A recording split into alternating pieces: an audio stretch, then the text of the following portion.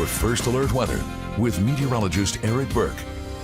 A lot of people traveling this weekend, heading out on the roads and the skies. We already had a few wrecks this morning and now a lot of flights leaving, so make sure you get there early. I know some people advising 2 hours in advance. I think that's a good rule of thumb, even at Time for lunch. Time for rumbling. lunch. I'm sorry. That isn't thunder. It's Eric's stomach. No, excuse me.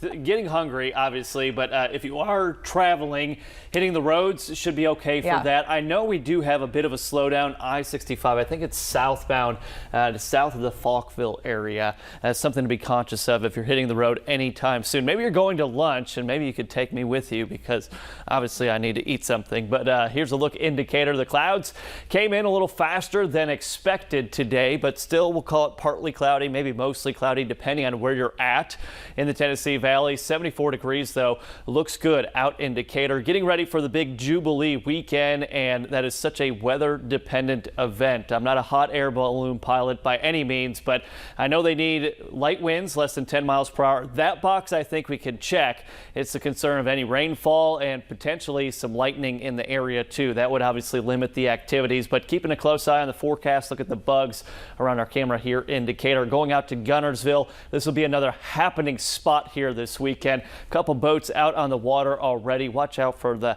heavy boat traffic. People are camping, people are hiking, just out enjoying the water, fishing of course. But yeah, if you are going to be out on the water or anywhere outside for that matter, your 48 weather app, that's a great tool to have with you. You've got the radar tool, your hour-by-hour forecast, and this is kind of the weekend in a nutshell. Periods of showers and storms. You will have dry hours through the day Saturday as well as Sunday. Monday, unfortunately, looking like the wettest day at this time.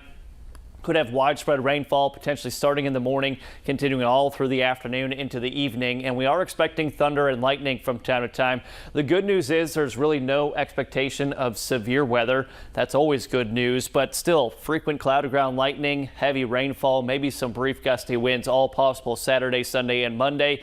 Getting right to your rain and storm timeline for tomorrow.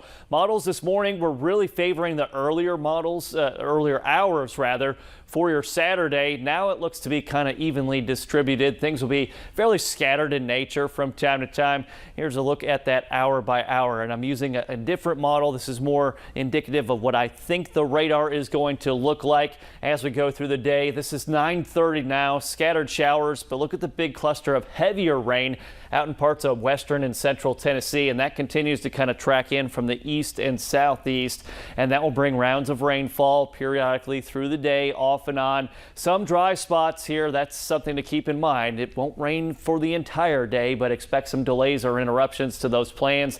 Sunday morning, hopefully dry, and then watching this feature here. This will be a cluster of rain and embedded storms coming in Sunday afternoon into the evening, moving through from about lunchtime to 5 p.m.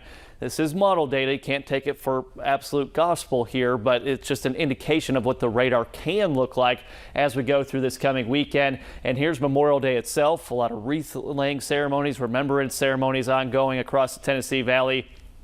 And this is the rain that we're going to be dealing with, and that rainfall is going to add up. Now, models have backed off just a little bit on the forecast rain. We're looking at 1 to maybe 3 inches of rainfall over the course of the weekend, so things are going to be wet, and it is going to be muddy. Just keep checking back for the latest on the timing of your weekend showers and storms, and the wet and stormy pattern even continues as we go into next work week as well.